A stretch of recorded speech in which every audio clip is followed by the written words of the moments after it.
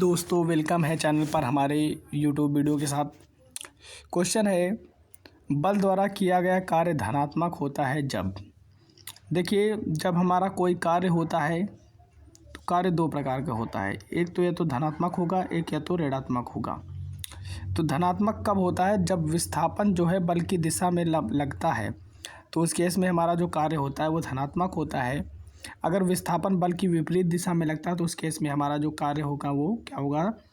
Negative होता है, यानी कि ऋणात्मक होता है। लेकिन हमसे पूछा क्या गया था? धनात्मक, तो विस्थापन बल की दिशा में होगा तो वो क्या होगा? कार्य हमारा पॉजिटिव यानी कि धनात्मक होगा। नेक्स्ट, कार्य करने की क्षमता कहलाती है। कार्य करने की जो क्षमता कहलाती है वो हमारी क्या कहलाती है? ऊर्जा कहलाती है, यानी ऑप्शन ए करेक्ट है। ऊर्जा, देखिए ऊर्जा कई प्रकार की होती है।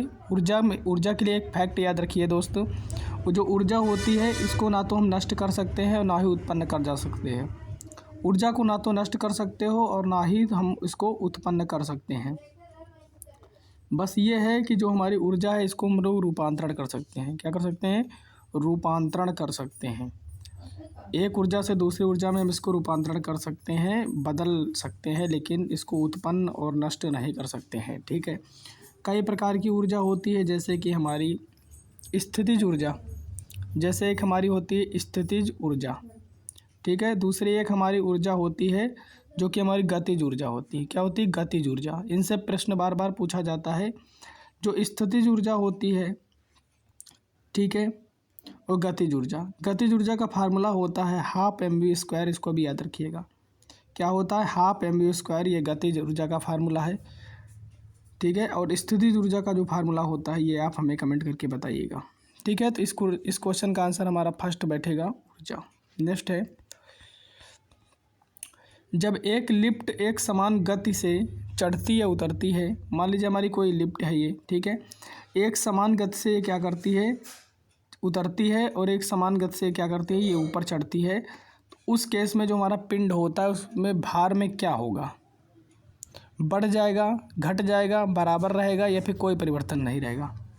तो आंसर बनेगा ए, कोई परिवर्तन नहीं होगा। इसमें कोई परिवर्तन इस केस में नहीं होगा। इस तरह की वीडियो के लिए चैनल को सब्सक्राइब करके रखें। वीडियो अच्छी लगे तो लाइक कर दें। निम्नलिखित में से कौन सा गुरुत्वाकर्षण का उदाहरण नहीं है? तो इसमें से ग्रहों की वायुमंडल कौन से अलग होने से रोकना, तारों को आपस में जोड़े रखना, चांद का उसकी कक्ष में स्थित होना। तो ये तीनों का क्या है? ग्रेविटी फोर्स यानी गुरुत्वाकर्षण का उदाहरण है। लेकिन हमारा आंसर जो बी बनेगा, आंसर क्या बनेगा? बी। या ब्लैक होल के घूर्णन में सहायक है, ये हमारा गुरुत्वाकर्षण का उदाहरण नहीं है। नेक्स्ट है, निम्न में से किस ध्वनि तरंग में लैम्डा यानी कि तरंग दैर्घ्य सर्वाधिक होगी? देखिए, जो तरंग दैर्घ्य होती है, तरंग दैर्घ्य, ठीक, इसके लिए थोड़ा एक कॉन्सेप्ट समझ लीजिए कि ये क्वेश्चन कभी नहीं गलत होगा। मान लीजिए ये हमारी क्या है? एक वेवलेंथ है, ठीक है, एक वेवलेंथ हमारी ये है, ठीक। अब इसमें देख पा रहे हैं कि इसमें जो हमारा श्रृंग और गर्त की दूरी देख रहे हैं ज़्यादा हो रही है, ठीक है। अगर ये केस दिख रहा है तो इसका मतलब इसमें क्या है? आवृत्ति कम है, तरंग दैर्घ्य ज़्यादा है। इसमें क्या है? आवृत्ति अधिक तो तरंग दैर्घ्य कम।